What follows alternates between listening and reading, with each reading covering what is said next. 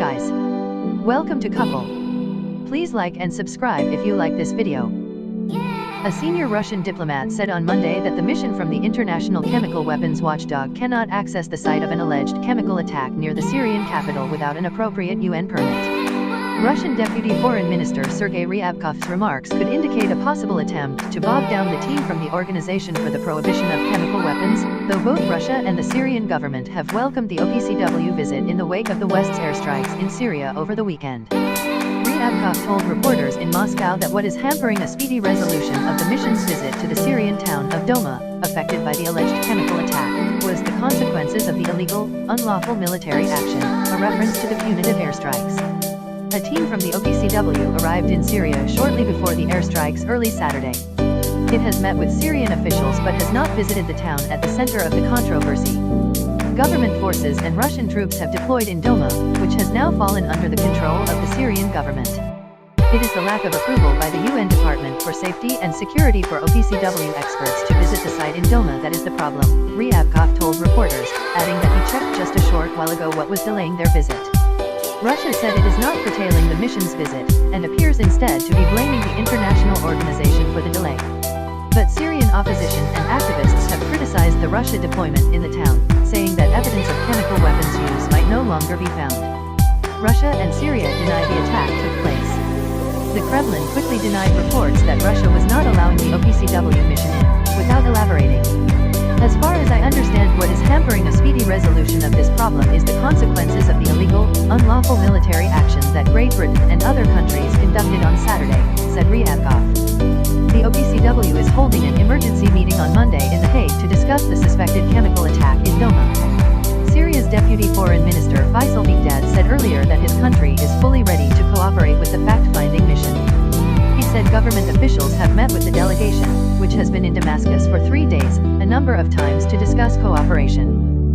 Syria has in the past accused the West of politically manipulating the OPCW mission. At least 40 people are believed to have died in the attack on Doma. Until the weekend, the last rebel-held town outside the Syrian capital. The OPCW fact-finding team dispatched to Syria to investigate does not have a mandate to assign blame. Russia vetoed last year the extension of the mandate of another joint UN OPCW joint body in charge of determining who was behind chemical other weapons attacks in Syria. The joint body was created in 2015 and found the Syrian government responsible for a sarin gas attack on Khan Sheikhoun, a rebel-held area in northern Syria last year. Meanwhile, NATO's Secretary General said the weekend's US-led strikes will reduce the Syrian government's capabilities of carrying out new chemical attacks.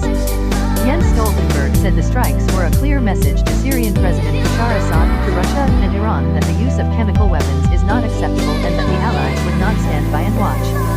Stoltenberg spoke in an interview with Turkey's NTV television on Monday. In Damascus, hundreds of Syrians gathered on Monday in a landmark square Damascus, rallying in support of their armed forces, which they say succeeded in confronting the airstrikes by the West. State TV broadcast the rally live from the central Umayyad Square. Protesters waved Syrian flags at the demonstration, dubbed a salute to the achievements of the Arab Syrian army, set off fireworks and unleashed celebratory gunfire. Shouts of Allah, Syria, and only Bashar, a reference to Assad, rang out. Syria's alleged use of chemical weapons last week spurred strikes by the US and its allies in the war-torn country this weekend. But what effect did the latest military action have on the country's weapons cache, and will it stop Syria from targeting civilians in opposition-held areas? Douglas Olivand, Senior Vice President at Mantid International, joins Hari Srinivasan to discuss. The strikes have ratcheted up international tension, as the United States and Russia exchanged threats of retaliation. U.S. Ambassador to the United Nations Nikki Haley has indicated new economic sanctions will be announced Monday against Russia for enabling Assad's government to continue using chemical weapons. Russian President Vladimir Putin said the military strikes violated the UN Charter and that if they continue, it will inevitably entail chaos in international relations, according to a Kremlin statement on Sunday. Doma was the last rebel holdout in the eastern Ghouta enclave, which was the target of a government offensive in February and March that killed hundreds and displaced tens of thousands of people. Syrian media, Russian and Syrian officials have sought to downplay the impact of the joint airstrikes, saying the Syrian air defenses have intercepted most of the missiles. The Pentagon says no missiles were engaged. Also Monday, British Prime Minister Theresa May was to face angry lawmakers for authorizing the strikes without a vote in Parliament.